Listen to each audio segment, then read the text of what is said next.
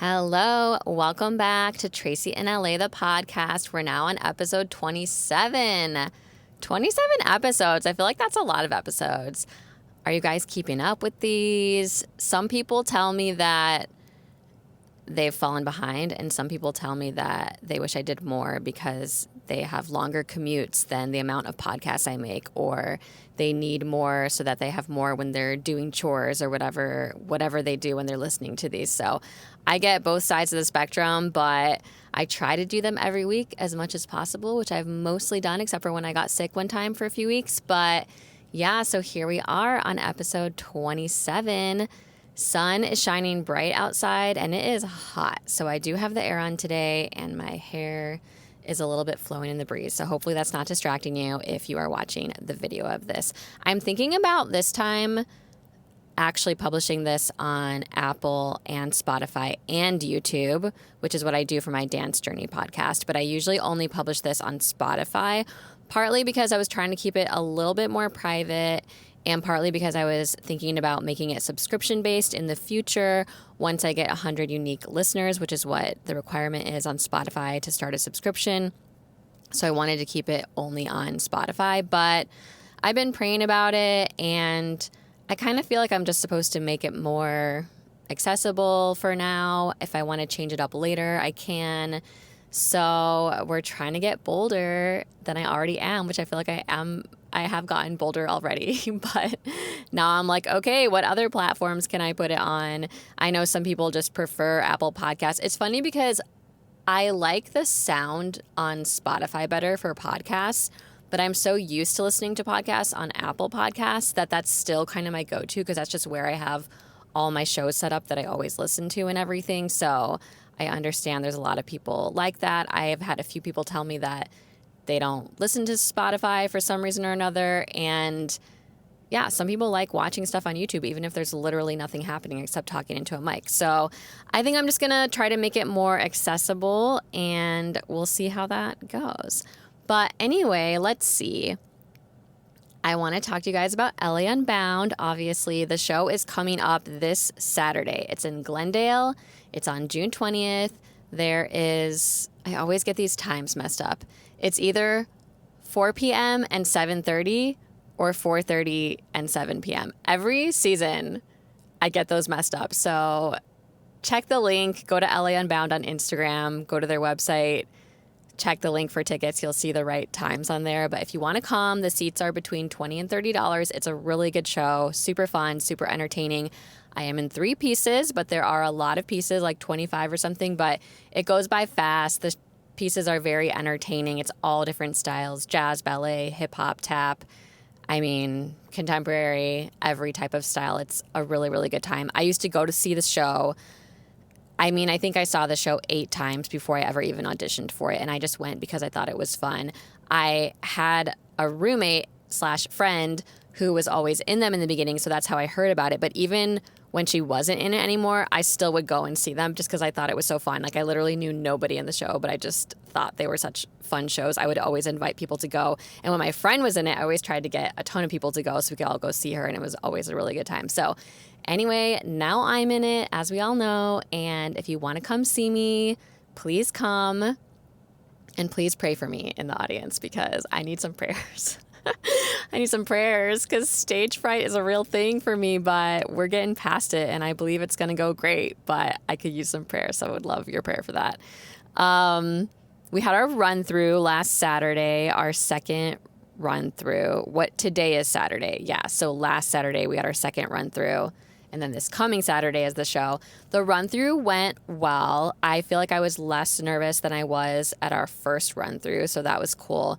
I had a lot more joy in all the pieces, actually. I felt more present. I didn't feel like when I get so nervous sometimes performing, I sometimes have sort of an out-of-body experience where I just don't even know what happened, and I'm like, okay, I think I did it, but I'm like out of breath, and it felt crazy, and I don't feel like I'm really there, really enjoying it. That's happened to me in the past, but I'm slowly progressing away from that. And this time I would say I did really feel very present. I was enjoying it, especially K-pop Demon Hunters. That was our first one that went. Also, the order for the show, I mean, hopefully they keep this order roughly at least. My pieces are very far very far apart from each other, which is really nice. Because at the first run through, I had to change from, what was it? I had to change from High School Musical. I had one song to change into my costume for K-pop Demon Hunters, and that one has a lot of accessories and stuff, and you really have to change like every single thing. And so that was rough. Barely made it out on time. Plus, super physically exhausted from High School Musical because we're running around the whole time. You're like never off stage. Then you're running around trying to change your costume. Then you're running back onto the stage to try to do your next physically exerting piece. And that was just really rough. And I did screw up my part. I think my brain was just everywhere and I was exhausted. So this time, having K-pop Demon Hunters towards the beginning, my contemporary piece in the middle, and then actually High School Musical is supposed to be closing out the show, which is really fun. It's a super fun, like it feels like a big production the way the choreographer did it, and with all of our costumes and everything, because we have literal basketball jerseys, those of us that are on the basketball team in the piece, and then the cheerleaders have costumes, and then there's high school students with really cute costumes, and just there's so much like shouting to the audience, which is also really hard because you're like exhausted and breathing really hard from running around, and then you're like saying things to the audience because the choreographer wants us to scream certain things that are in the song, which is cool. Like everyone's really liked it, but man, it's tiring. Anyways, we're all glad it's the last piece so we can just kind of like fall over and be like, it's done, because it's so exhausting. But anyway, so it was much better to have all of those spread out. And K-pop Demon Hunters was my first piece that went, and I had a lot of fun doing it, especially, so I think I told you guys last time that I have sort of a little, it's not really a solo part. Like I'm coming down the center with two other girls, but we all kind of are doing our own thing. So it's almost like we all have little solos, but at the same time. So I had choreographed my own little part to make it sort of contemporary, sort of floor worky, flippy is what the choreographer kind of wanted me to do, which is the type of stuff I do normally in my contemporary classes. So it's kind of fun to be in this K-pop piece, but then all of a sudden get to like express my contemporary self. And I really enjoyed doing that part. I feel less stressed over that part because I think because I'm just used to that kind of dancing more and it's not so fast. So I feel like I can like feel it and get into it more. And second, I'm not doing it at the same time as anybody else. So it sort of doesn't matter if I mess it up, but I didn't. But also that part of the song, I really like. That part of the song is my favorite part. So I really feel that music. I love the lyrics and I love the emotion of that part because to me, it's like the most heightened emotion of the whole song. What are the words? It's like, you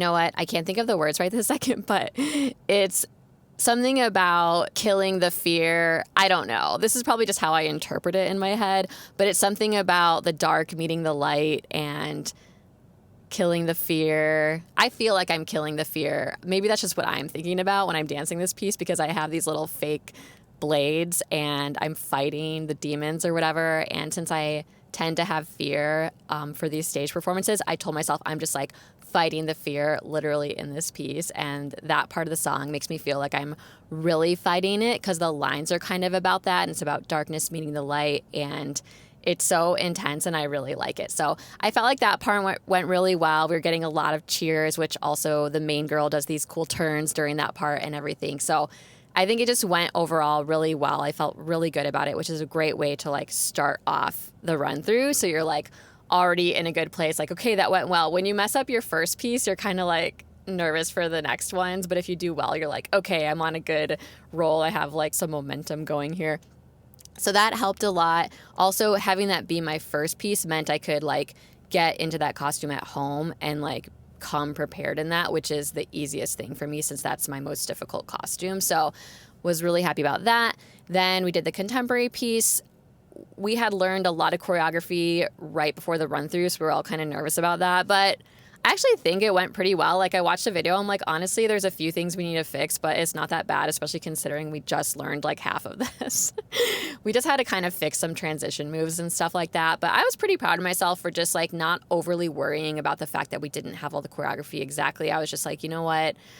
the main thing the choreographer cares about in that piece is the emotion and just like really feeling it. And that's something I'm trying to care about more than choreography. Obviously, I want to get the choreography right, but I want to care even more about the emotion and really just expressing myself. And since we didn't even fully have all the choreography because we didn't even really get fully taught like every second of it, just because some of the transitions we still were working out, it kind of forced me to like I can't get the choreography perfect. Like it's kind of impossible. I sort of made decisions for myself on certain things that we weren't sure about, but outside of that, I can't really do much else. So I was like, I might as well just focus on the emotions. So I did that. I felt good about it. I felt in it. And then the High School Musical piece was really fun. I think we all enjoyed it. People enjoyed watching it. Watching the video, I'm like, I do think I sped up some parts because I was getting a little nervous about like messing up the choreo, especially the parts where I'm in front, like very front, which is kind of more towards the end. And yeah, I just kind of did the parts a little fast. I don't think the choreographer even noticed that. She gave us a lot of notes and that wasn't one of them. But I'm like, okay, I need to sit in the music a little bit more. That's just something, I know I talk about that on here a lot. I really need to learn how to really sit in the music. And it's mostly just nerves that make me go fast because I'm just trying to not forget the choreo. And I need to worry about that less and think about the character that I'm being, think about the emotion. And then that usually kind of gets me out of that, like, oh no, I'm going to forget the choreo, and like, oh no, and then I'm going too fast. So I noticed that about myself and I just wanted to work on that. So I've been practicing at home more. There's lots of notes all the choreographers gave us for different things. So I've been working on that at home. We have one more rehearsal for every piece, and then we have the show as far as like the actual rehearsals in person with everybody else. So it's exciting. So please come see us. One note that was kind of funny.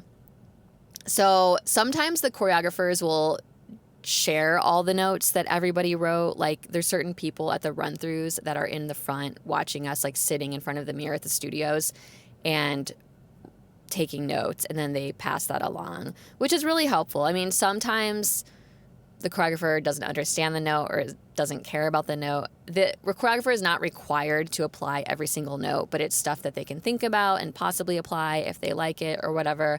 So the choreographer for the contemporary piece did show us all the notes that they wrote. So one of the notes was something like, I might be butchering this because I don't remember exactly, but it was something like, if I'm understanding the dark characters correctly, maybe it would be better if they weren't wearing skirts, and maybe have the people playing the light character or the characters in white have them wearing skirts. And also something about how we had different skirts. Some of the black skirts are different than the others, which I didn't really realize. They provided the black skirts for us from the costume department. So some of them are different from others, which to me, it didn't really bother me. I felt like we all had the same idea going, like we're this dark character. We're all wearing black long sleeve shirts, black leggings, black skirts. To me, it seemed fine. I love dancing in a skirt in that piece. And so when I read that note where they were like, if I'm understanding the dark character correctly, maybe don't have them wear skirts and have the characters in white wear skirts. I was like, oh no, I hope she doesn't change that. I love dancing in a skirt in this piece. I don't get to dance in skirts a lot. Like, I didn't grow up performing dance. I didn't grow up competing in dance. So I never really did dance where you got to wear cool costumes and stuff. And a lot of these contemporary pieces that I've been in the past, we mostly just wore pants and it was fine. I always liked the costumes, but I haven't really gotten to wear like a cool skirt or a cool dress or something, which I feel like a lot of dance performances, you do wear stuff like that, but I've never really gotten to. And so it's something interesting about when I'm wearing a skirt, I kind of dance differently. It's just like flowing. And even though I'm playing a dark character, actually with the dark character, it feels good to be able to like sort of grab my skirt sometimes and just like let it flow as I'm being evil. Like, I really like it. So I was like, ooh, I hope she doesn't change that. Well, she never said anything about that note. So nothing has been changed as far as I know. We're still wearing it. But it reminded me because I was thinking, the person that wrote the note was probably thinking something like, since it's an evil character or since it's like a Satan character, I don't know if they would call it Satan, but they're probably thinking that, like, why are you having them in like a pretty skirt type of thing? But it made me think about this time that I worked at camp. So I worked at a Christian camp for, one summer, the summer before my senior year of college, I worked there. I was the marketing intern. And then literally like 8 years later, after I had already moved to California, after I was already pursuing acting, I was like running out of money, didn't know what to do. Back then, I didn't really realize that God will just provide and you don't have to worry. I thought you did have to worry back then, and I thought you had to like figure it all out. So I was racking my brain for ideas and somehow thought about this camp that I had worked at a long time before that, and remembered that they had sort of like an acting option that kids could sign up for, like performing or acting. There were different subjects that the kids could kind of sign up for when they signed up for camp. And so even though it was an outdoorsy camp, there was one option that was like performance camp or acting camp. So the reason I reached out to my old director from the camp was because I thought maybe I'll work there for a summer and be like an acting counselor or something, because I was still pursuing acting and I was trying to figure out a way I could make money but still do what I love and whatever. And so I had reached out to the director, and fortunately he remembered me from 8 years prior, but he said that they don't do performance camp anymore. It's all just outdoors stuff. But he was like, but actually there's a role we need to fill that's kind of seems more fitting for your experience and your skills than even being a counselor, because I never really was a counselor. Like I was the marketing intern back when I did it in college.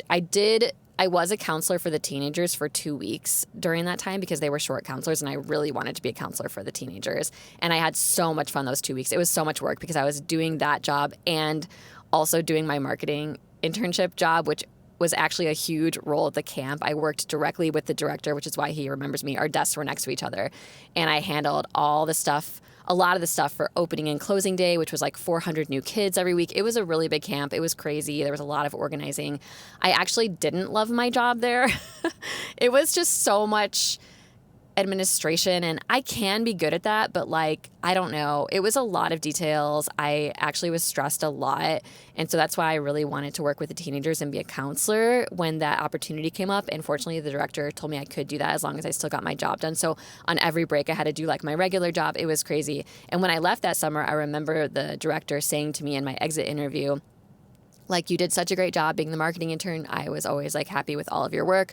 But the time when you really shined is when you were being a counselor with the teenagers. Like, you obviously like really loved that. And I just want to encourage you that, like, you know, if God wants to lead you on a different path than what you were thinking, to be open, because, you know, it seemed like you really, really liked that, which was such a cool conversation to have with him, because I did end up going into working with teenagers after I graduated college. I worked in a teen drug recovery home for a while, and then I ended up being basically a youth pastor at a church for almost a couple years. And then that led me to end up pursuing acting. That was so weird. My whole life is so crazy with so many different types of jobs. But I was a youth director and worked with teenagers. Why was I even talking about this?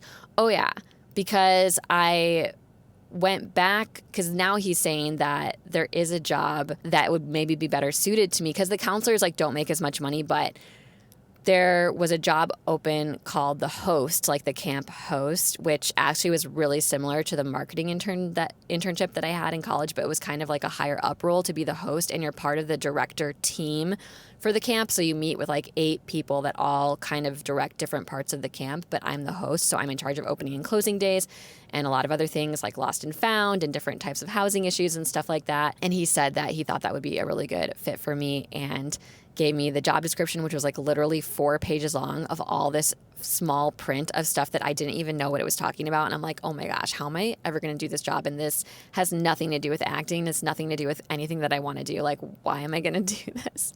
But I was praying about it, and I was like, you know what? I can do all things with God. He can help me. I'm going to do this. I'm going to try to go for it. So I went for the job, ended up getting it. Oh, yeah. I'm like, why was I talking about this? Oh, yeah, because I was talking about being an evil character in Ellie Unbound and how they were thinking we shouldn't wear skirts. Okay, wow, it took me a long time to get to the point of this story. But at camp, so when I worked at camp, I actually ended up working there for like a year and a half. I worked there for summer, worked there for the fall, because we had different types of fall guest groups that would come. It was like a smaller situation in the fall. Like a lot of the counselors go home and stuff like that. And you end up doing all kinds of crazy jobs in the fall, because like I was less in the office in the fall because they end up putting you in charge of all kinds of things. I was like running a zip line and belaying people on climbing walls, plus doing my administrative work. It was so crazy. Honestly, it was really stressful once again. I did meet a lot of cool people and had some fun experiences. I don't regret doing it. I mean, one of my future books is going to be all about this experience because if you've been keeping up with my book journey, I published Tracy in LA, the Tracy in LA newsletters 2010, which was when I first moved to LA and was pursuing acting. Then I'm now working on publishing Tracy in LA 2011, which is all my letters continuing from when I was in LA doing acting. But then Tracy in LA 2012 is when I actually ended up working at camp. And so I think I called those letters, I would sign them like Tracy in LA at camp, Tracy in LA at camp, or something like that. And there's so many crazy stories. So I don't regret it because it gave you a lot of good material, stories to talk about. There's so many things. But it was crazy. And after I did it for a year and a half, I was like, I'm going back to LA. This is nuts. But anyway, all that to say that I'm doing my actual job there, which is to be the host, which was a little stressful. There was a lot on my plate, but I had good community around me. It was like a good experience for the most part.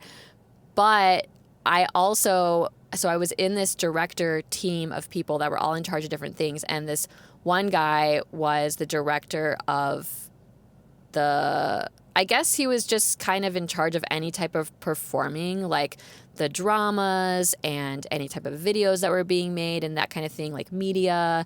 And so he would actually write all these little plays and skits and stuff. And oftentimes other directors on the director team, like including myself, would participate in these and be different parts.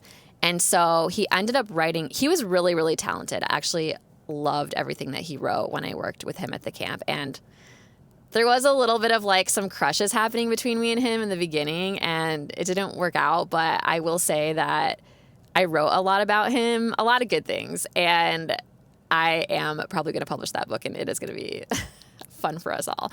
But anyways, so he wrote this little sketch or play, or like I think it might have been a series of sketches. I'm not sure. I don't remember. But it was this young girl who was being tempted by Satan, basically, that was tempting her to do all these bad things. And I feel like she had this backpack she was carrying, and Satan kept trying to like, the Satan character keeps trying to like put more like heavy rocks in it and like weigh her down with all these different things like anger and gossip and lies and all this stuff, and is trying to tempt her. And so when I was reading this play that this guy wrote, because he would show us like what he did and what he put together and stuff, I was reading it and I was like, oh my gosh, can I be Satan? I asked him if I could be Satan. I don't know why I wanted to be Satan. I just had this vision in my head for like how to do that character well. And I was like, can I be like a girly Satan? I want to wear like a black skirt and like black heels and try to be this like cute little Satan that just kind of like tricks this girl. And at first he like made fun of me for that idea and acted like he was not going to let me do that. And then cut to like a week later, and he was like giving us all our parts for different things. And he's like, yeah, and Tracy's going to be Satan. And I was so happy. And I loved doing that part. And I really put this little outfit together, and it was all black, but it was cutesy. And I just came at everything with this like tricky way, because I don't think Satan actually comes as, you know, this red guy with a pitchfork that's like so obviously bad. I think it comes in different forms, and it can lure you in. Like he can attract you into these things that are actually so terrible for you. And I think I also tried to get her like isolated and not telling anyone her feelings and like all these different things. And so I really thought it was a powerful like drama, which is why I wanted to be part of it. It's not because I like want to be Satan. I just thought I could portray that well to like get the message across. And so I think it went really well. I loved doing it. And what was funny was there was just this time. So like every week we would do this sketch. I think it was just once a week, actually, now that I'm remembering. I think every day was like a different drama, but I think I was just in it like one day of the week. We just had me and this girl's like drama that we did. And every week we had new kids, like 400 new kids come to the camp. And so every week, like, they wouldn't really know who I was, like the kids, because I wasn't a counselor or anything. I worked in the office. And so, but I would have to walk around camp and like do different things and check on things to do my job.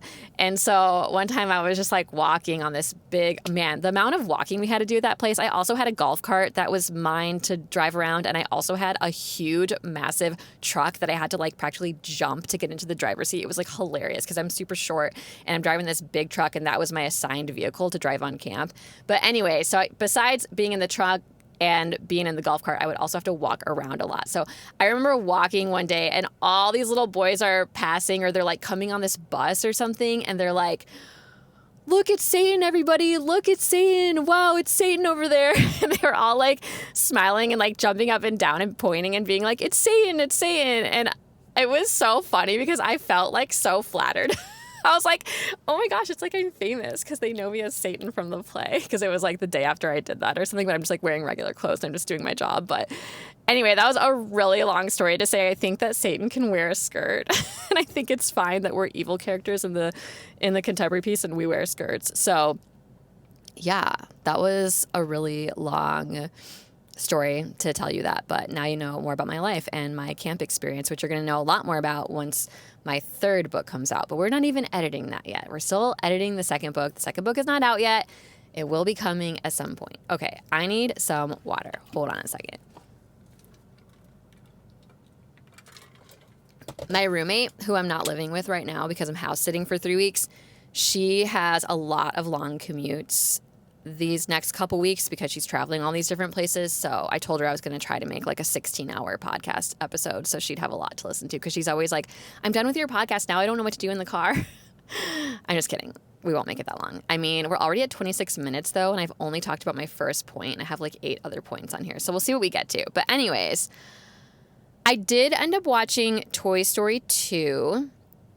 I really liked it. I didn't write down anything I wanted to say about it except that it was high stress. Toy Story 2 is high stress. Like every 10 minutes of that movie, I'm like on the edge of my seat, like, oh my gosh, oh my gosh. Like, I don't know. They were always like chasing cars or being chased or barely making it somewhere or like not making it in time. And you're just like, like the whole time I was like so stressed out, but I did really enjoy it. I do think I liked it better than the first one. And I am going to watch the third one soon, but I don't have any metaphors or anything from that this time. Oh, my money situation. I've experienced a miracle recently, which is exciting. Actually, literally yesterday I experienced a miracle. I need more water.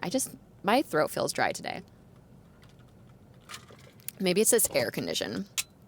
Anyways, it's crazy because I literally planned on doing this podcast and telling you guys I have $5 in my account and being like, whoever wants to donate, I have $5 right now because I could really use some money. I got down to $5 in my account yesterday morning, or the past couple days, I noticed there was like literally $5 in my account. Nothing on credit, so that's cool. Like I'm not in debt, but I was like, dang, it's really low right now. And I was praying about it, and I was starting to feel tempted to stress about it and be like, okay, God, like, what do you want me to do? Because I don't have like any money. But God was kind of telling me, reminding me, you literally just filled up your car with gas, so you don't even need gas right now. You don't really need to buy anything right now. And so many things that cost extra money popped up in my life the past couple weeks, which is why my money dropped down to $5. For instance, I had to do my car registration renewal, and that cost $223. I had to do a smog check, which I've never had to do for my car yet so far, but it's now 8 years old, and I had to do a smog check. That cost $60.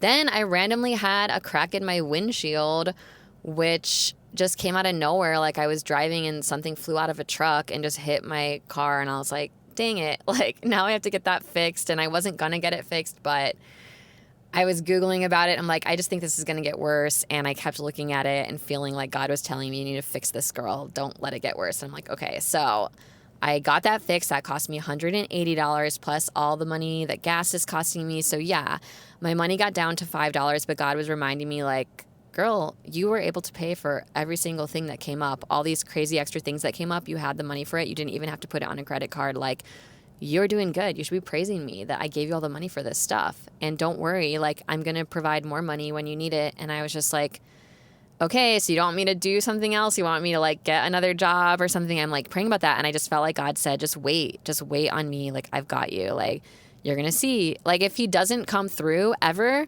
then I'll probably start feeling like I have to do something else. But he always comes through. So I'm like, okay, I guess I'm going to wait. I mean, fortunately, I do have a credit card that I could put stuff on if worse comes to worse and God, like, so-called doesn't provide or whatever. So I'm just like, okay, I guess we'll see what happens. But I was about to start house sitting soon after that. And I was like, okay, they usually give me money. It's sort of a different situation with these people where they've done so much for me. I've worked for them for like 15 years and they've blessed me so much. They've always let me have family stay at their house or even friends when I'm staying there. I've thrown a lot of parties there. Sometimes it just feels like an Airbnb for myself. I feel like I should be paying them. So, I mean, I do stuff for them and I do take care of the cat and I do sometimes organizing projects for them, which they pay me for if I do stuff like that. But in general, we just kind of have an understanding that they can just give me whatever. I don't really have like a rate with them. So sometimes they give me gift cards. Sometimes they give me money. I never really know what it's going to be. But because I was at $5, I was like, God, it'd be really nice if they would give me like a certain amount of money. I'm not going to say it here, but I asked God for a certain amount of money and it was really high. It was an amount that wouldn't be normal for them to give me. But I was like, they probably won't. But it would be so nice if they could just give me like this amount. That would be so nice. So I did pray for that. Then the next day, they ended up selling me money, and it was even more than the amount that I asked God for. And I was like, what? It was crazy. I actually was just like, oh my gosh, I can't believe that just happened. Also because I thought I was going to start house sitting the next day, and they usually don't pay me until the actual day that I'm moving in, or even sometimes a couple days after that or something, which is totally fine. But I was just shocked because I'm like, why did they send me this money today and I'm starting tomorrow? It's like crazy that they sent me so much money, and also crazy that they sent it to me a day early. Well, turns out they actually gave me the wrong date and I was supposed to come that day, but they were like, it's fine if you don't want to come till tomorrow. And I was like, no, I can still come today. I just like didn't know. But anyway, that was a huge blessing, and it was cool because I was going out to have acai. I don't know if I'm saying that right. I was going to have acai with my friend after dance class, and this particular friend has often treated me when we've gone out for food or for acai, and I've always been blessed by her. But I was like, oh my gosh, God just gave me all this extra money. I'm going to treat her today. It's not very often that I get to treat a friend to some sort of food or dessert because of the stage I'm in life right now. So I was like, I'm going to treat her today. So that was really exciting to be able to do that, which she didn't want to let me do. But I was like, girl, God just gave me so much money. This is basically on God right now. So, I mean, it's not like so much money, but like for me with my life and the fact that I, only get a little bit of money here and there, it felt like so much money. And I was like, oh my gosh. And I'm just feeling so blessed and just like, yep, God's got it. Like, he's so good and I don't have to ever worry. And that was the challenge when all these things were coming up, like the crack in my windshield and the car registration and everything. I was like, oh my gosh, I was really trying to not get stressed. And God was challenging me like, yeah, don't get stressed about this. Just be glad that you have the money to pay for it and just pay for it. Like, have joy that you're able to get that crack fixed, like don't focus on the stress. Just be thankful that I've provided for you to be able to fix these things. And so I really tried my best to do that. And then God came through and provided a bunch more for me. And that was just so, so nice. On the note of acai, though, I don't think I can really have that anymore. It really hurts my stomach. I don't even get acai. I get like this coconut. It's like a coconut base that's sweetened with agave because I can't really have sugar. And so it's the one base at this place that doesn't have like regular sugar in it. I can't even really have agave, I don't think, because it's still processed. I really try to stick to just maple syrup and honey because I get migraines from sugar. I haven't gotten a migraine from having the agave base, but I will say that my stomach hurts a lot every time. The first time I thought maybe it was just hurting because I got like some sort of chia pudding added and some other things added that I was like, maybe that was just a lot on my stomach. So next time I just like won't get those things. So this time I only got the coconut agave base and just like some regular fruit on top. I didn't get anything weird on it this time, and I'm like, I should be fine. And then my stomach was really hurting afterwards. I'm like, yeah, I don't think I can have that coconut base. I don't know what it is. Maybe it's the coconut. Sometimes too much coconut at once is like a lot for me. Anyways, too bad my acai journey is ending. But it was still nice. We had a great time. It wasn't hurting while I was hanging out, so that was good. And I'll just have to tell her that if she wants to go there again, I'm just going to get water, which is fine because water is my favorite thing and I don't care and it's cheaper. But anyway, really grateful about the money situation. And yeah, when I was stressing about only having $5, I was journaling to God about it. And I was like, God, I just want to make money. I'm so tired of not making money. Like, I know He always provides for me and it's amazing, but it'd be nice to be out of this season soon and really start making money. Like, I like to make money. I've always liked to make money. I've been working and making money since I was like 12 years old and I had a paper out. Like, it is weird to do all this work and not really make money from it and then barely make money here and there and depend on people's generosity and God's weird miracles. Like, it's cool, but it's weird. And I really sometimes just want to go back to making money. So I was praying about it and I felt like God said, nope. I felt like He said, it's not time yet. You're still in the manna season and it's okay. And I want you to tell people how I'm providing. I want your faith to be encouraged and I want you to encourage other people's faith by telling them all the stories of how I provide for you. And that's still going to be the season you're in. And I was kind of thinking about it more like, would I really want to have a job where I have to work super hard to make money? Or would I rather have like a dad that just like gives me everything I need and often a lot of things I want as well? Because God is like our Father, right? So I was thinking about it like that. And like, yeah, some people might say, no, I want to make my own money. But if you're really going to be totally real and honest, isn't it kind of nicer to just like have someone that keeps providing for you and you just get to live your dreams? Like, it's kind of nicer, right? So I actually feel so grateful for this season. God was kind of just changing my perspective on it once again. To help me get out of my little rut of like, I have to make money. It's like, you know what?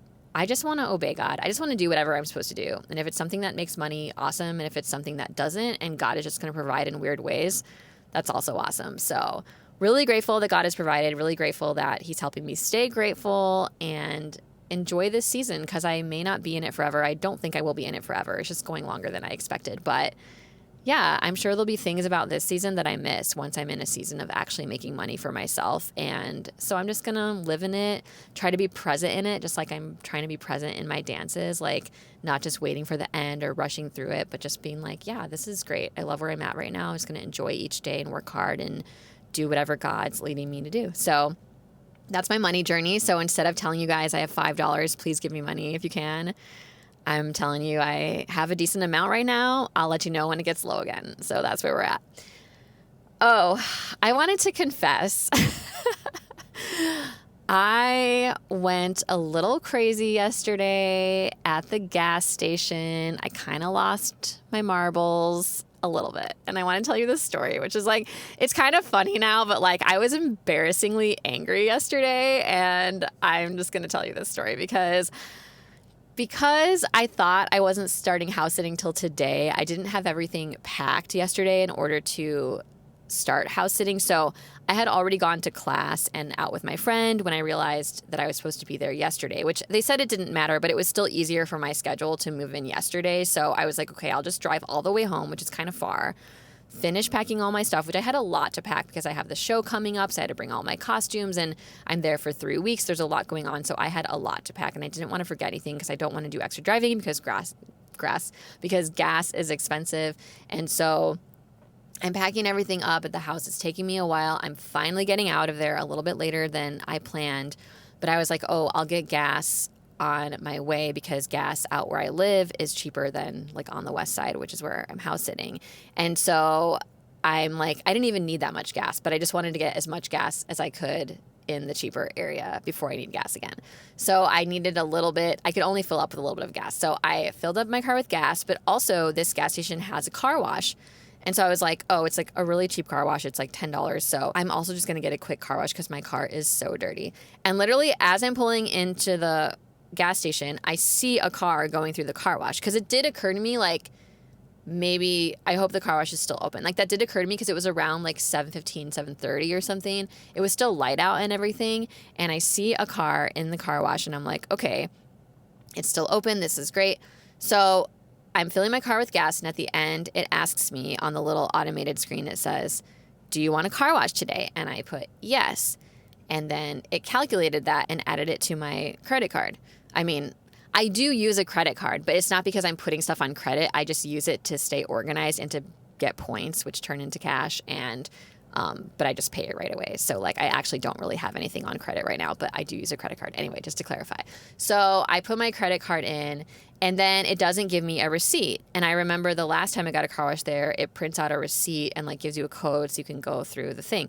So I'm trying to get out of there. I'm like trying to drive all the way across LA to get to my sitting house. So I'm like, oh man, I have to go inside. I don't know if anyone else feels like going inside into the gas station is like such a hassle, because like we never have to do that. You just pay at the pump, you know? So I'm like, okay, I have to go inside and talk to them about getting a receipt. So I go in there. You know, even though it's annoying, it's a little bit of a hassle, I'm still a pleasant person. You know, the receipts, they forgot to fill it up with paper, whatever. So I'm just like, hey, I paid for a car wash, but no receipt came out. So I don't know if I can get a receipt in here. And they were like, oh yeah, no problem. We'll print you a receipt. So they started printing that. And then the guy says to me, oh, but you can't get a car wash today because the car wash is closed. So you'll have to come back and get it tomorrow. And I was like, wait, what? I was like, wait, why would it ask me if I want a car wash today if I can't get a car wash today? And also I'm like, I can't get a car wash tomorrow because I'm driving out of town. Like I'm not going to come back here to get a car wash. Like I was like, can I just get my money back from the car wash? Cause I'll just have to get a car wash somewhere else. They're like, oh no, because you already got the discount on the gas. And so like, the car wash already calculated into that. And I was like, oh, well, I'm looking at the receipt with them and I'm like, well, can you just like void this whole thing and then just like recharge me? And then you can recharge me without the discount so that I'm not getting a discount, but then I won't be charged for the car wash. And they were like, oh no, we're not able to do that because you paid outside. Like if you paid in here, we could give you a refund, but since you paid outside, like we can't give you a refund. I'm like, that's so weird. Like, that's so weird because, like, who pays inside? What if something happens? Like, what if someone pays for a car wash, but then your car wash breaks down? Like, there's no way you can give someone a refund for a car wash. It doesn't make any sense. So, like, I kept, like, asking them. I was like, there's no way you can give me a refund for this car wash. I mean, granted, it's only $10. And, yes, God did just bless me with money. But I was just like, I'm not bad with money, though. And I'm just like, no, I'm not getting a car wash now, so you can't charge me for a car wash.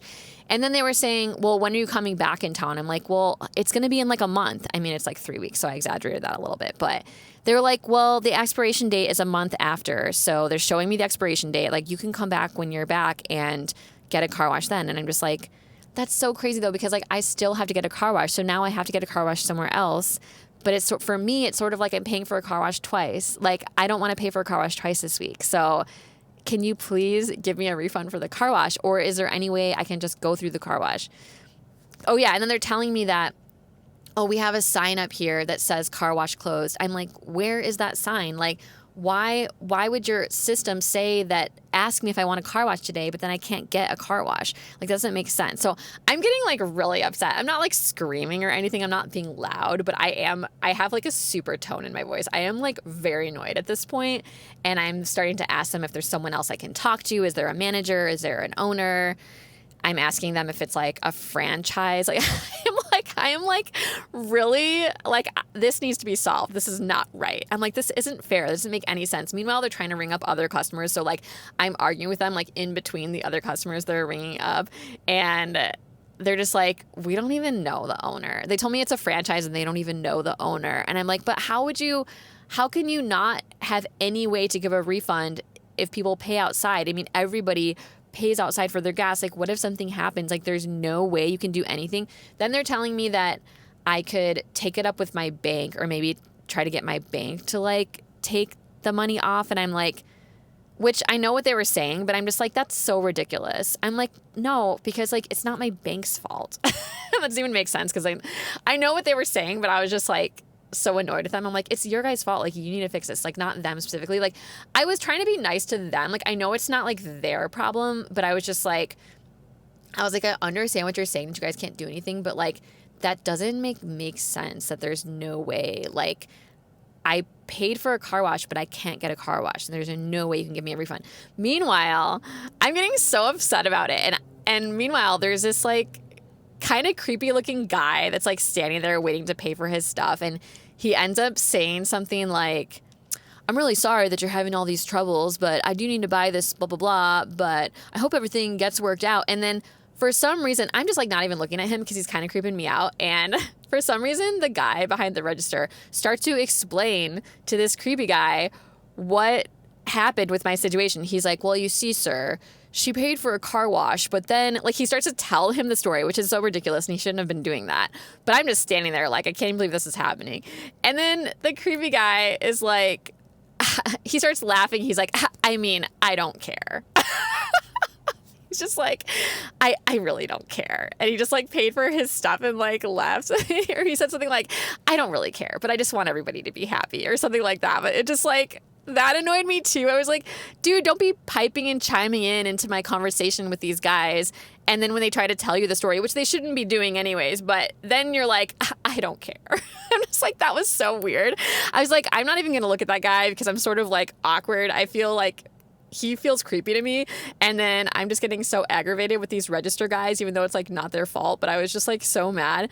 And I did acknowledge that it like wasn't their fault. But I was just like, I am so frustrated right now.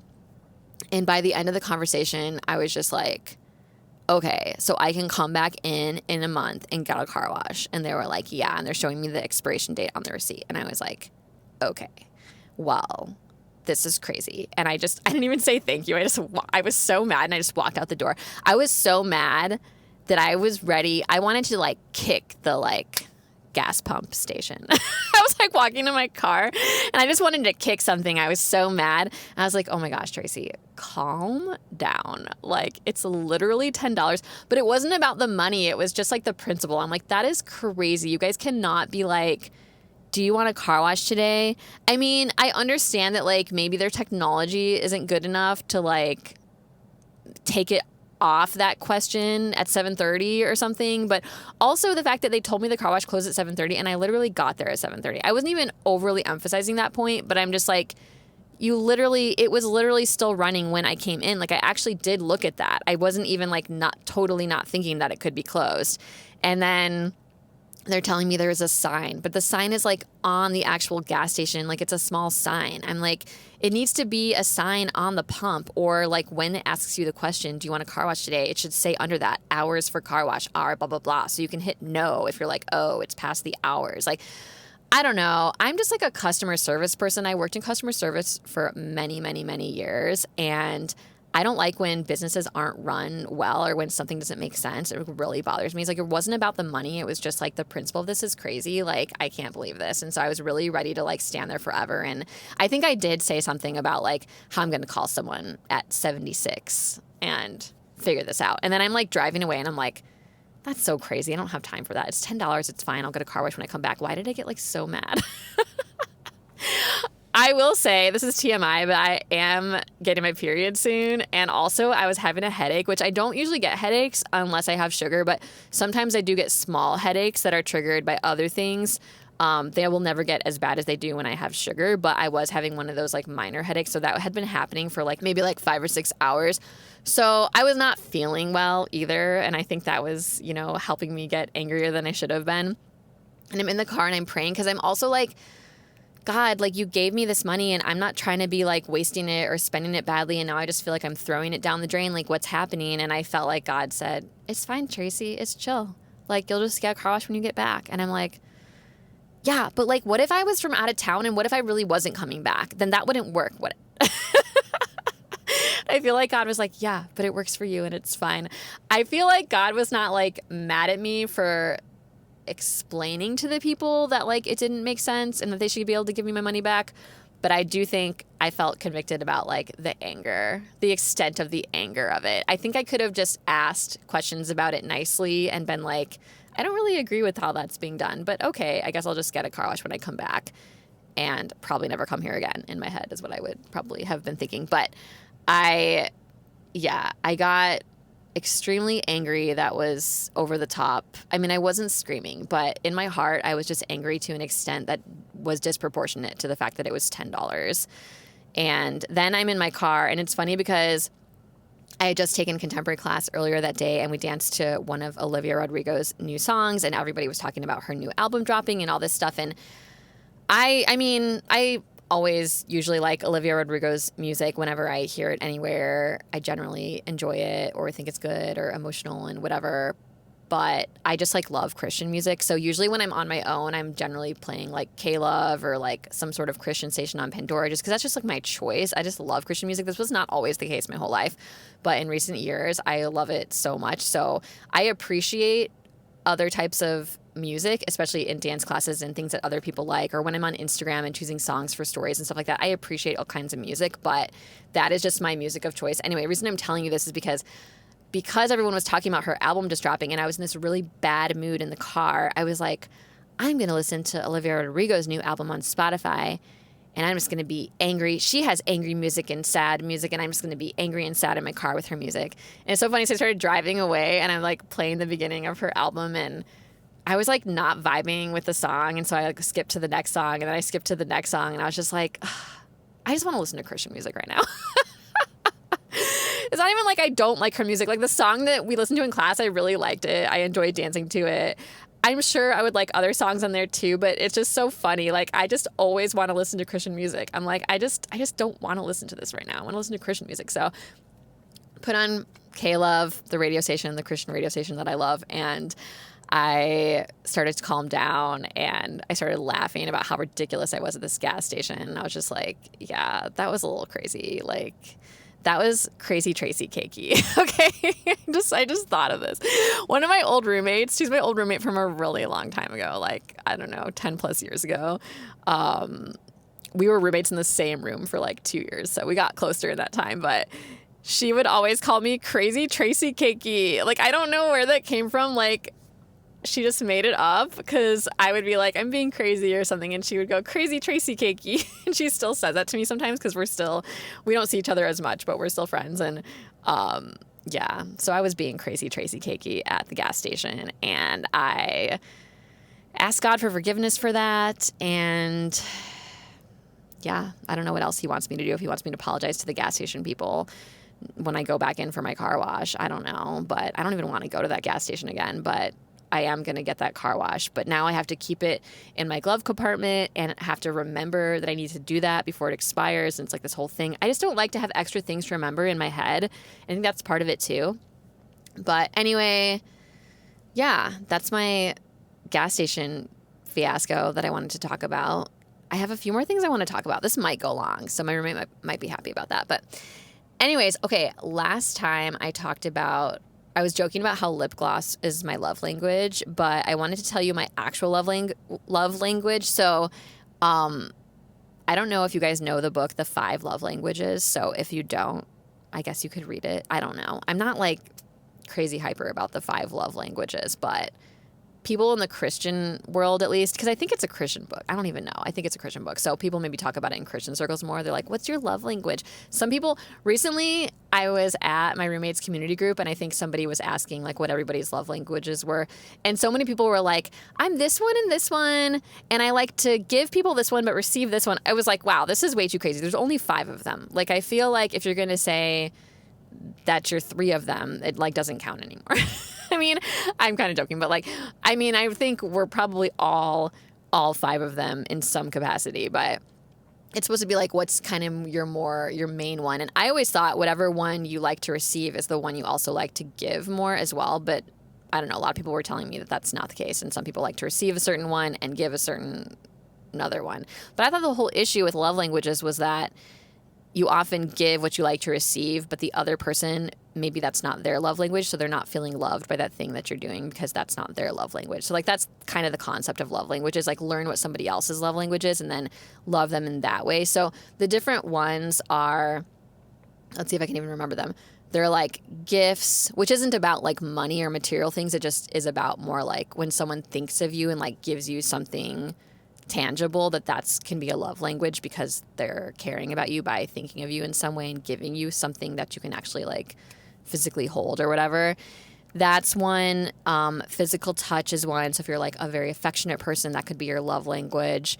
Acts of service is one. So if you like to do stuff for people or you like when people do stuff for you, like they cleaned your floors, they washed your dishes, or if you do that kind of stuff for other people, that's acts of service. Words of affirmation is when people speak encouraging things to you and they use their words to show you love. How many was that?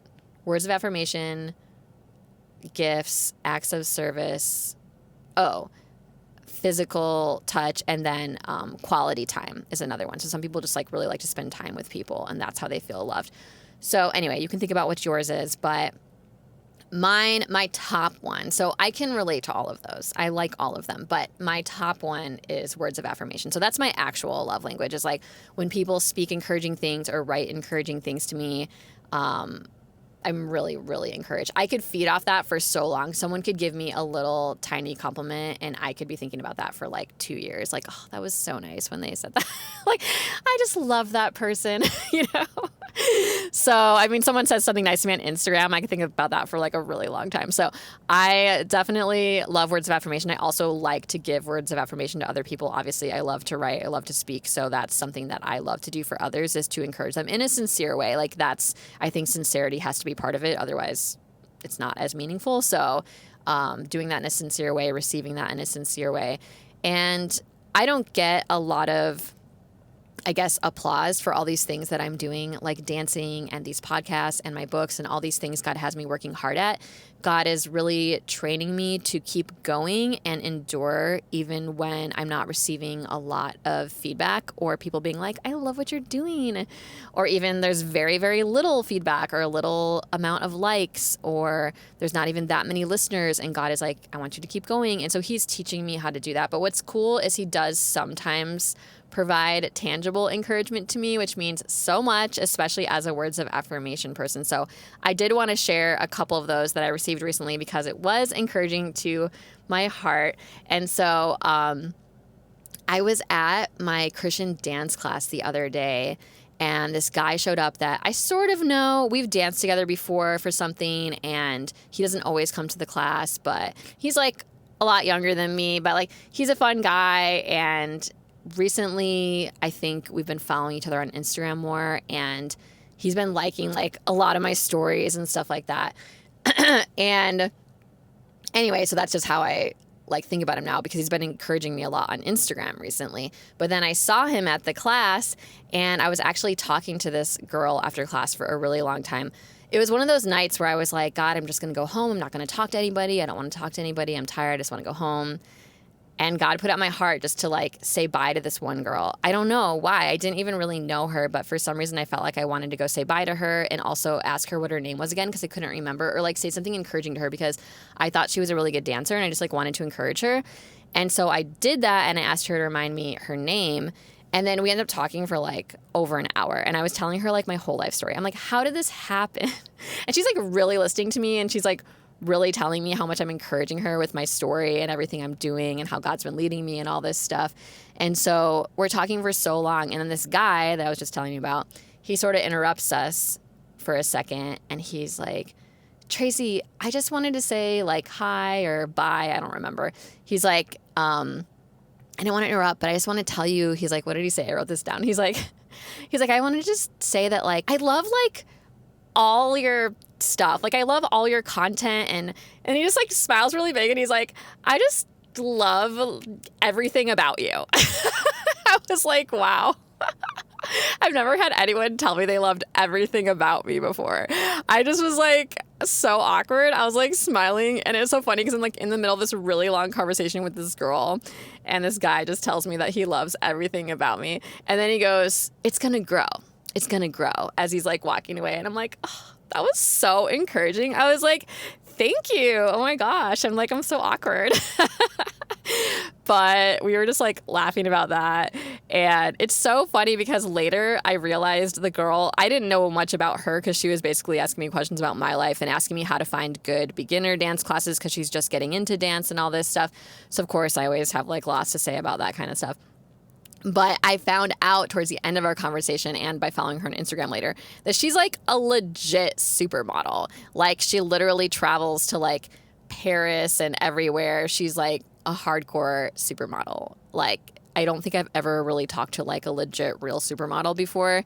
And it's funny because she gave me her Instagram, and it it was a variation of the word supermodel, but I like didn't compute that she actually was like a supermodel. I was like, oh my gosh, crazy. So we were kind of talking about that, and it was just funny that it's always funny to me when God sends someone to encourage me in the midst of when I'm with someone else that I feel like is way more like exciting than me or something. Like, this girl has this like crazy amazing career. She's like doing really well. She's beautiful. And this guy comes over and is just like telling me that they love everything about me. And to me, I'm like this little like nothing person that does these little things that nobody pays attention to. And I feel like God often does that.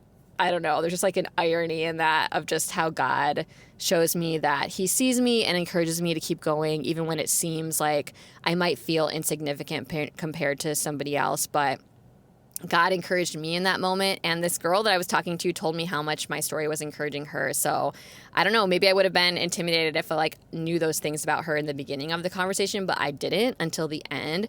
And so it was just cool. And like, she's so passionate about Jesus, so it's been cool to like follow her on Instagram and see everything she's posting about God and the Bible and all this stuff, and how much she loves her job. I also think she like designs clothes and stuff too. So really cool to have met her. And of course that really like brought me energy. I always think I'm tired, but then God will like prompt me to talk to someone, and then all of a sudden I'll get all this energy, and I'm like, okay, I think that was from God, because now I'm like reinvigorated and I'm excited about life more again. And like, so I always try to like follow what God's leading me to do, even if I'm not in the mood or I'm kind of tired. I know I've been talking about that a lot lately, but anyway, that comment from that guy encouraged my heart so much. So that was really cool. And then at the last rehearsal that we had for K-pop Demon Hunters, I have a break between that rehearsal and the High School Musical one, and a few of us just kind of sit in the hall and like work on other things, or we'll be talking and stuff. And one of my newer friends, who's just become my friend like this season, because I didn't know her last season, she just randomly starts being like, oh, Tracy, I've been meaning to tell you, I love your little solo part in K-pop Demon Hunters. Like, it's so cool. Like, it's so cool with the music. It's so cool how you like come up at the end. I really, really like it. And I wanted to tell you like how cool it was. And I was like, oh my gosh, thank you. Cause like I made up that choreography. Like, so it means a lot that she liked it because I kind of came up with it. And also just because she liked the way I executed it, which is something that I'm working on, and I don't think that it's perfect, but it was just cool that she really liked it. But then after she said that, there was like 5 other people standing there, and they all started talking about it for like a long time. Like, in my head, it felt like a long time, just probably because it was like awkward for me. It's kind of like if people are singing happy birthday to you and you're like, oh, this is nice, but like, I don't know what to do. This is so awkward, and it's going on and on. That was happening, and that doesn't usually happen for me. Like, I don't get a ton of words of affirmation encouragement. I was just telling you guys, like, I don't get that stuff a lot, and so it's hard to keep going. But every once in a while, God does provide it for me, and it's really nice. This is one of those times because, like, yeah, they were all just like, yeah, it's so cool. I love how you do this and this. Like, yeah, that's my favorite part. Or this part's so cool. And then even the choreographer later was telling us, like, that the 3 of us that do that part at the end, that we got a lot of good feedback from the people writing notes and stuff. So that was just really, really encouraging to my heart, especially just someone who's really trying to grow in dance and still has a long way to go. I feel like I have a long way to go, but just to get those moments where people really encourage me is so nice. And I just like wasn't expecting that. And it was just really nice to be surrounded by a bunch of people that I felt like were so supportive of me and cheering me on, and like seemed sincerely like real about like thinking that it was cool and stuff. So that was really, really nice and encouraging.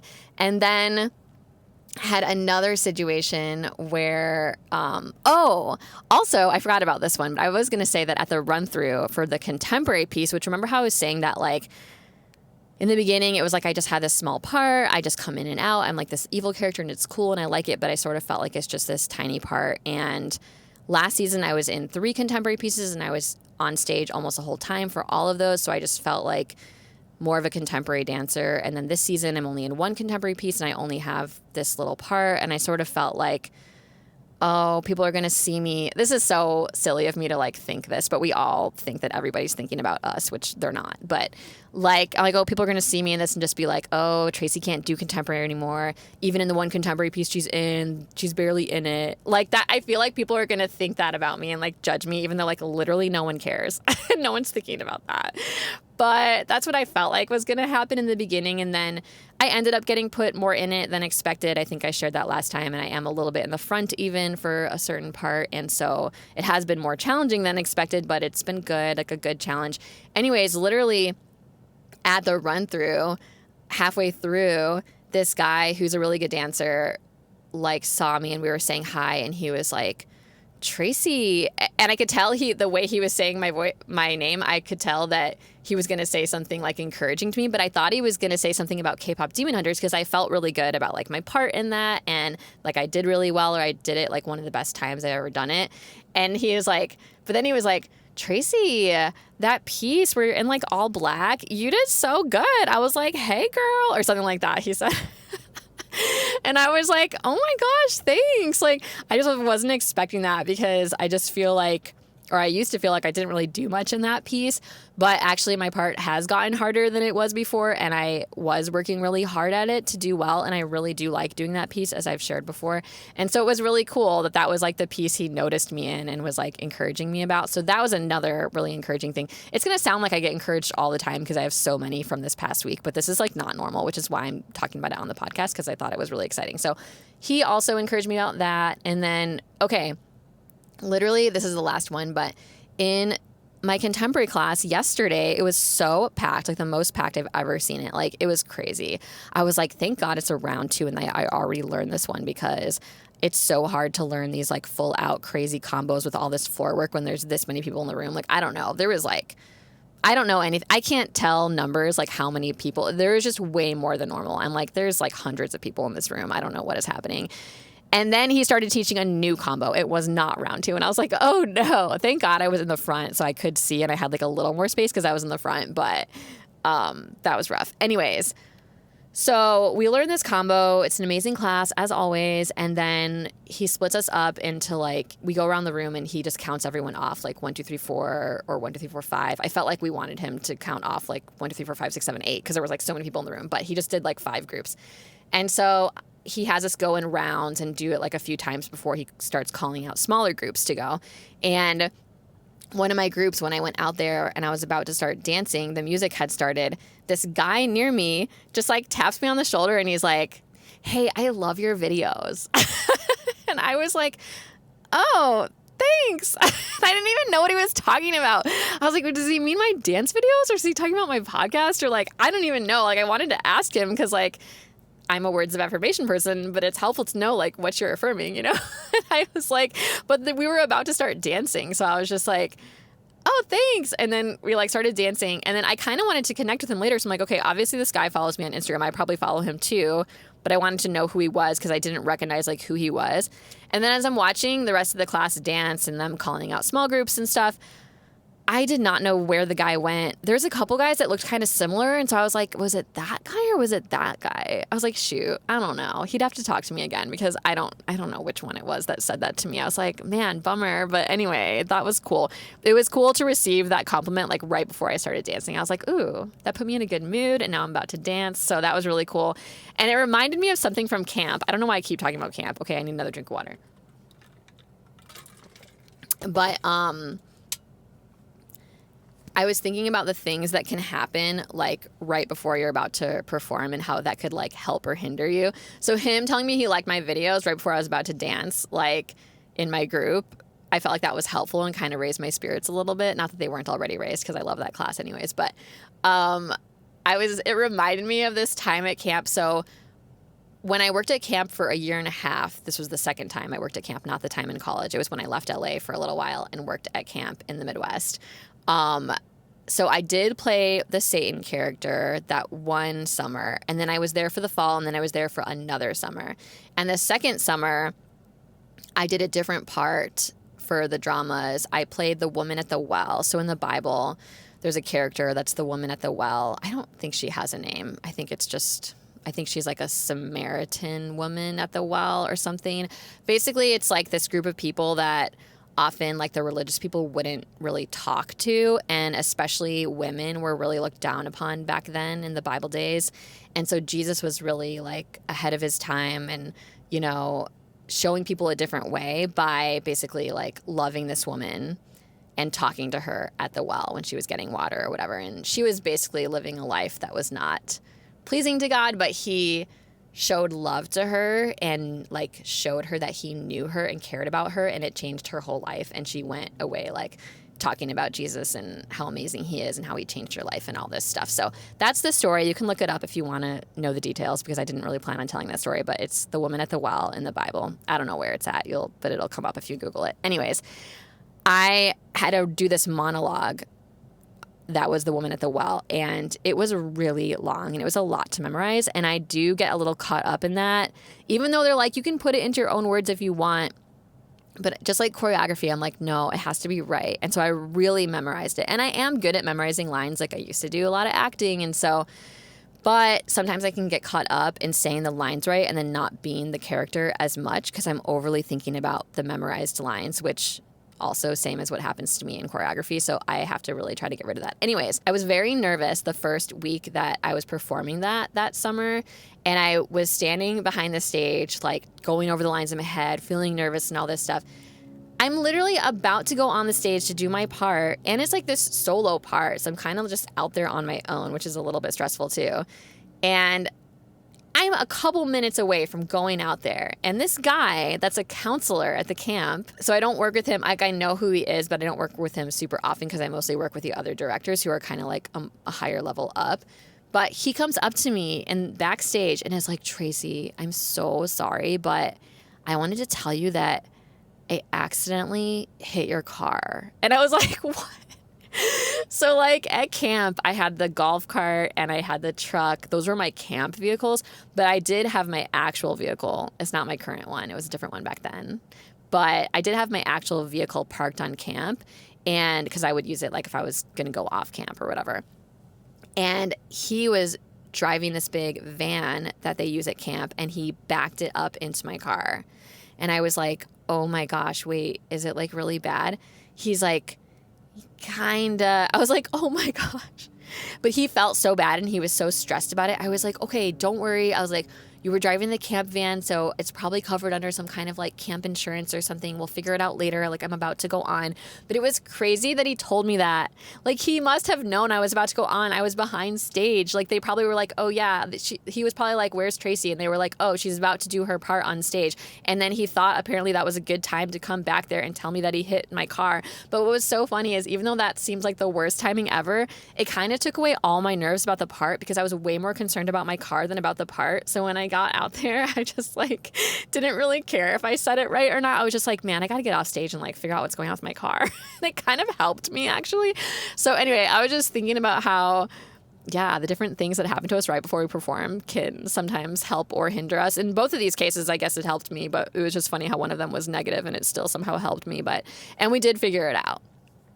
They were going to make him use his own insurance or something. It was like this whole ordeal, I remember. And then I helped convince them that like this should definitely be the camp's situation because it was like a camp vehicle. Actually, I don't know if I really helped convince them that. I just know that I thought that. And then that is what ended up happening. So I was glad that it wasn't like on his plate, even though technically it was his fault. But I did get my car all fixed. It didn't cost me any money and I didn't have to even deal with anything with my insurance. So that was good. But anyway, that was just like a funny story that it made me think of when that guy said that thing to me in class. I was like, it's funny how people will just like talk to you right before you're about to perform and they like say something kind of significant and it just can affect like how you're performing. So anyway, that was just interesting. I was thinking about how I was just saying how I don't usually get a lot of encouragement or a lot of feedback from all the things I'm doing, and it can be hard. And sometimes like I'll post things and I'm like, man, I don't get a lot of likes. No one seems to care like any of this stuff. But then I was thinking about it more and I'm like, man, I'm talking a lot about God. I talk a lot about God and a lot about Jesus because that is really the main thing I'm passionate about. I'm also passionate about dance and writing and speaking and like connections with people and building friendships. And I mean, there's tons of things I'm passionate about, but I'm mostly passionate about God and serving God and following God and the Bible and that kind of stuff. And I was thinking about how like back in the day or in the Bible times, the people that were passionate about telling people about Jesus, they were like going to prison for that. Like they were being put in prison for that. And I'm over here like, I'm going to talk about Jesus and I should get a lot of likes for that. Like, I'm glad that I'm not getting put in prison for it. I'm glad that I can speak freely about it, but it's not something that everybody likes. And that's why I've had to just be encouraged by God, because not everybody is going to encourage me about this. And yeah, it was just kind of this realization I had of like, I don't know why I'm expecting to get likes and get popular from this. Not that that's the goal, but I just like, I do like to entertain people. I like when people like what I'm doing, but I also like having a deeper purpose for it. So this kind of thing fits my personality well, because I like to entertain, but I also like it to be meaningful and for like a real reason that could actually help someone's life. But I do want people to enjoy it, And so when I don't get a lot of feedback about that, I'm just like, what am I even doing? But God was kind of reminding me like, Tracy, you might not get feedback. You might not get everybody liking it, but this is what I've called you to do. And like, it's great that you can do it. It's great that you're free to do it, And so I was just thinking about it in a different way, and how God is kind of freeing me from needing affirmation and freeing me from even needing money. Like money and affirmation, I mean, gosh, give me a lot of either of those, both of those, and I will be really happy. It seems like that, But God is teaching me how to keep going and have joy without either of those things. And generally, I don't have much of either of those things. But then, as I recently shared, or as I just shared, God does sometimes give me some tangible affirmation, which is really nice. And he does give me tangible money sometimes, which is also really nice. But I never know when it's going to come. So I just have to keep going and stay disciplined. And God keeps telling me, yeah, just keep showing up, just keep staying disciplined. Something else on that topic of just like keep going. I listened to this really good podcast the other morning by Tim Keller. So Tim Keller is a Christian author. He is a pastor. He's not alive anymore. He recently passed away, but he was a pastor of a big church in New York. And I've always loved his sermons and the things he writes. And he's just very insightful and helpful with studying the Bible and preaching. And so once in a while I'll listen to his podcast and listen to one of his sermons. And so I was listening to a sermon he was giving about love. It was like about the love chapter in, is it 1 Corinthians? It's one of the Corinthians in the Bible, but the love chapter that they always read at like weddings and stuff. It was kind of about that, but he always has a different take on things, which is why I like listening to him. Although sometimes he gets like too deep for me and I'm like, I don't know what he's talking about anymore. Like usually I'll get like a few gems from his sermons, but there'll be gems that will like change my life. But then some of the stuff he's talking about, I'm like, this is like too deep for me. C.S. Lewis is kind of like that for me too. That's like an author that I really like that writes amazing stuff. But sometimes he goes so deep that I'm like, I have to reread the same like paragraph 10 times to understand what he's saying. But then sometimes he says stuff that just hits me in such a good way where it really changes my life. So Tim Keller is kind of like that. Highly recommend. Find his podcast. Just look up Tim Keller. I don't even know what it's called. But he was talking about love. And he was talking about loving people without expecting to get anything in return. And I feel like I need chapstick right now. Can I just take a second? Like, man, speaking of lip gloss is my love language. I'm like, my lips are drying out. My mouth is drying out. This is going long. Okay. Yeah, he was talking about loving without expecting to get anything in return. And so when he started talking about that, I was like, yeah, I think I do that a lot. I'm not saying I'm perfect at it, but I think I often show love to people without expecting anything in return. I mean, I don't usually like do stuff for people because I want them to do something back for me. Like, I like to show love to people. So I'm thinking that in the beginning of the sermon. And then as he keeps talking and explaining more what he means, I was like, oh, wait, actually, I don't know if I ever love anyone without wanting something in return. I was like, shoot, I felt convicted. He was saying like, love doesn't ever give up. And the only reason someone would give up is if they weren't receiving the thing back that they wanted to receive when they were showing love.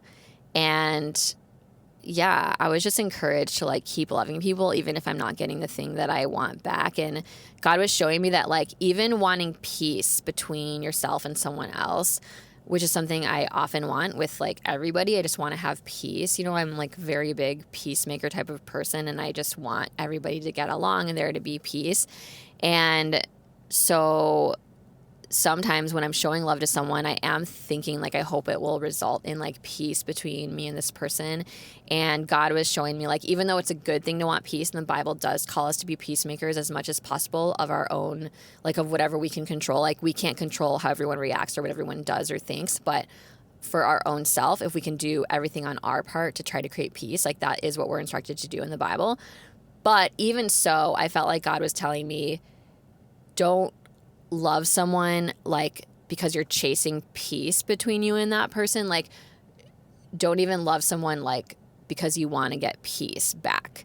Like, even that is like you're loving someone for a certain reason versus just loving them for who they are and just loving them freely and unconditionally, even if there's never peace between you guys. And God was showing me like, He's my peace. Like, He gives me peace. Like, I have peace. The Bible talks about how God promises to us the peace that passes all understanding. So even when it seems like you couldn't have peace with everything going on in your life, you can still have peace with God. So God was showing me like, you already have peace. You don't need to chase peace. You don't need to chase peace with a certain person. Like, just, accept the Lord's peace and have peace, and you can just have peace. And so now you can just love unconditionally, and you can love people whether they love you back or not, whether they have peace with you or not. You can just love them. And I was so encouraged by Tim Keller's sermon to just keep doing that and be like, yeah, that's my calling. Like, we're called to love everybody, and even if we're not getting something in return. And like, a lot of times you do get something in return, or you have a nice friendship with someone or whatever, but we're not only called to love the people like that, we're called to love everybody, And so that was just interesting. And I mean, don't take that out of context either, because like loving everybody doesn't mean you have to be best friends with everybody, or like you have to support every single thing that everybody does. It's just like showing love, treating others as we would want to be treated. Like, the main commands in the Bible are love God with all your heart and love your neighbor as yourself. So even if it's someone you don't even agree with or don't even like for certain reasons, you're still supposed to show them love and treat them as you would want to be treated. And so, yeah, that was like a really good sermon. Highly recommend. I don't know what it's called. Maybe it's just called Love. I don't know. I feel like it was one of the more recent ones posted on the Tim Keller podcast. And then last thing I wanted to talk about, and then we gotta go, even though I know my roommate wants me to make a 16-hour podcast, but it's probably going to be more like an hour and a half, which is still pretty long. On the topic of loving people, I've been thinking about this a lot lately, and I don't really have a lot of answers about it. I've just been thinking about it, so I thought I would just put it out there for others to think about as well. And maybe, since I'm going to probably put this on YouTube, maybe we'll get a comment or two. I don't know. I doubt it. But I was thinking about the topic of gossiping versus processing, because I really don't like gossip. I might have talked about this before on the podcast. I can't remember, but I really don't like gossip. I don't like to participate in gossip. I don't like to be someone who starts to gossip. And I think I might have talked about before how it's sometimes you don't even realize you're gossiping. You're just like telling a story, especially for someone like me who tells so many stories and likes to know about people's lives in like a good way, and will just sometimes start sharing something. And then I'll be like, wait, am I gossiping about this person without even realizing it? Like, I don't want to say bad things about like someone behind their back or whatever.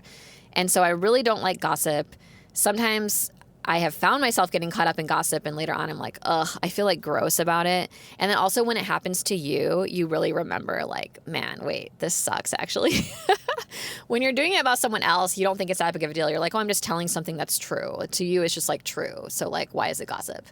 But then you think about like, wait, if I was this person, would I be okay with this being said about me? And also, if this person was right here, would you still say that? Like, I think that's probably like a good check, But then I was thinking, but isn't there a time where you can talk about someone else if you're just processing something that you're going through and you kind of need help or you need prayer for it?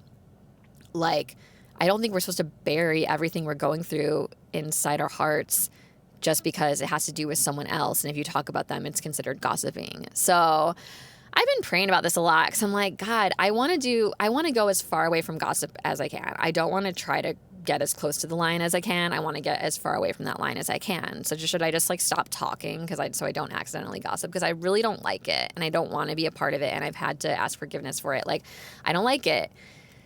But God was kind of showing me, these are my thoughts right now, but I'm still processing it. But I think you know, the Bible, especially in the New Testament after Jesus returns, it's less about like all these little laws and more about our hearts. Like God really cares about what's in our heart. So like what's our intention when we're talking about someone or a situation? Is our intention to like make everybody else hate that person and like really tear their reputation apart because they hurt you and so now you want them to be hurt? Or is that your intention? Like when you really think about it, obviously no one's going to probably say that's their intention like right off the bat, but like if you really think about it, is that kind of what you're doing?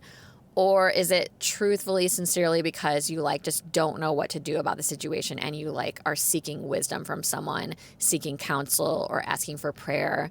I think if you have the right intention and it's really just to process and ask for wisdom, I think that's okay and good actually. But I think that it really needs to be done in the right way and with the right person or people.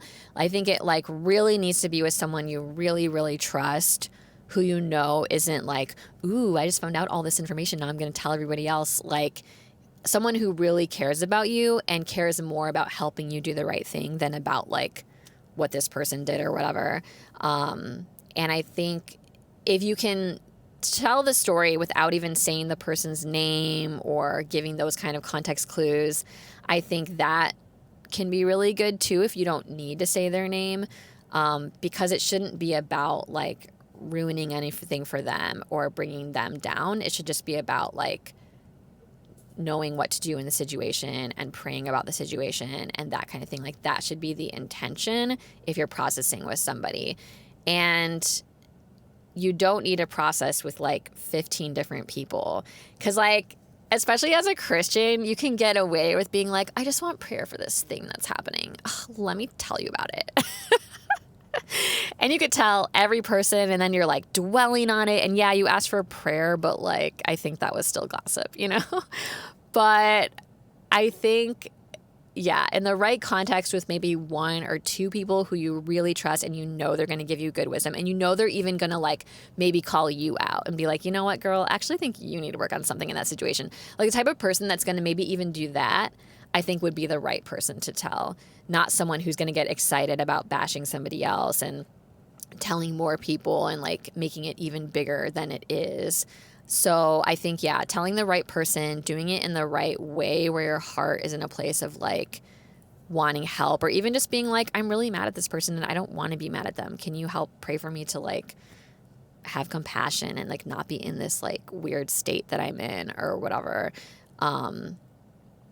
And there's something else I was going to say about it. Oh, I was also going to say like, even if you are telling the right person, the right type of person, and you're doing it for the right reasons, I still think you have to just try to listen to the Holy Spirit or to inside yourself, however you want to look at it, because there's still a point, I feel like God is showing me this recently, there's still a point where maybe you're just dwelling on it too much. Like, yes, there's a time to maybe process with a trusted friend and figure out what to do in the situation and get some prayer.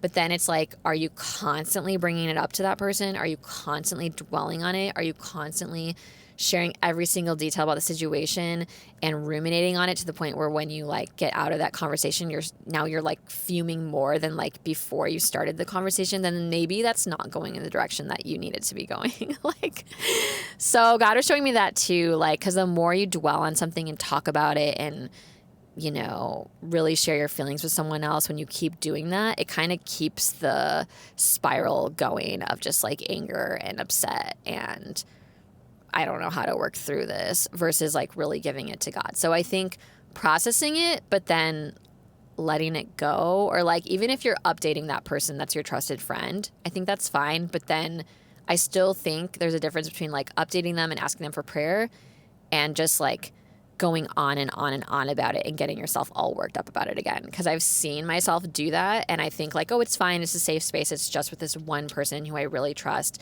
They're not talking to anybody else. It's just for me to process. But I still like find myself dwelling on it more sometimes when I do that. And I'm like, okay, I need to think about that. So this is why I'm saying I don't really have the answer to this. I just thought it'd be a good thing for us all to think about, like gossiping versus processing. And are we sometimes calling it processing, but really it's gossiping? because gossip does really terrible things. Like, it ruins friendships. It causes divisions. It's like all this stuff that's like really against God. And it's not even about just being against God. I mean, I try to not do things that are against God, but like, it just really creates a lot of like havoc. I don't know. It like doesn't do anything good, you know? And so, yeah, it's been on my heart a lot, mostly because I'm trying to work on it and I'm trying to figure out like what to do and not do. And yeah, sometimes I just like don't want to talk ever because I'm like, I just don't want to accidentally do it.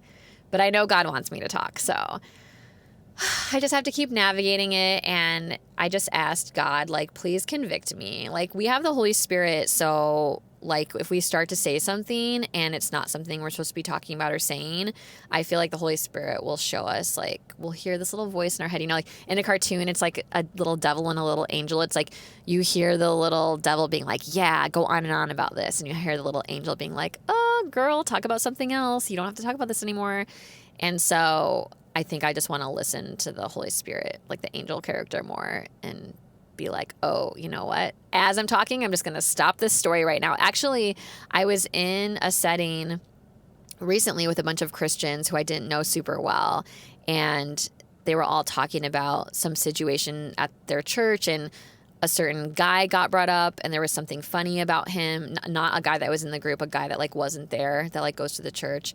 And someone sort of made like sort of a funny comment about him, and then other people kind of started talking about him, and it wasn't like it was super terrible stuff. It was just kind of like something they noticed about him that was kind of funny.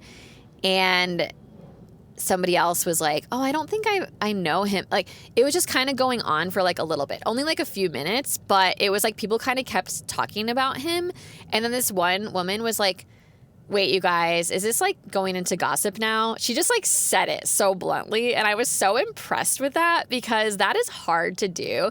Even in a Christian setting, that can be hard to do, to be like, hey guys, are we gossiping right now? Because you can just come across as like, you know, this goody two shoes that's like, oh, are we gossiping right now? Like, you get made fun of for that, you know, especially if it wasn't a Christian circle. But even in a Christian circle, I think people will think you're being like uptight or something. But she was like, guys, wait, is this like heading into gossip now? Should we just like stop this? And then they all stopped, and they were actually really respectful of that. And I was like, wow, that was amazing.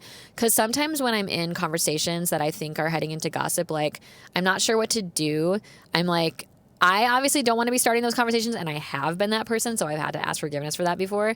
But if I'm not the one starting it, but someone else is starting it, it's like awkward, because I'm thinking to myself, okay, is this gossip, or is this just like they're processing? So I'm just like helping them process.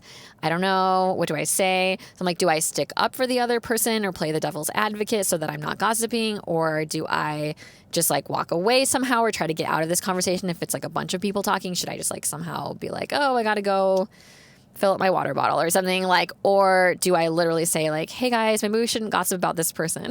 I like cannot even picture myself saying that, but I feel like I probably should sometimes. I don't know. I think there's different ways to handle it, because I'm also not trying to like judge anybody else, because I also do it. So it's not like a judgment. It's just like, I want to help steer conversations in a good direction. This is something I feel like a calling God's put on my life for a long time, is to be a conversation steerer. I actually feel like I want to write a book one day called like Conversation Steering, and how it's so important to have like uplifting conversations, and how oftentimes we spend time talking about things that just like don't matter, or actually like hurting somebody else or something. And so, yeah, I just want to be someone that helps the conversations go in the direction they should go. And so I'm still working on it. I am not there, but I just wanted us all to think about gossiping versus processing. And yeah, if you have any thoughts on that, or things that God has shown you, or if you're not someone who believes in God, then I'm open to your thoughts as well. Like, just whatever you've thought about it in the past, I would love to hear that, because I'm still processing that. So yeah, I would love to hear some thoughts, and maybe we'll talk about it more next time. Anyways, so thanks for listening, guys. This was a long one. I hope my roommate's happy. And we'll see where we go next time. Bye.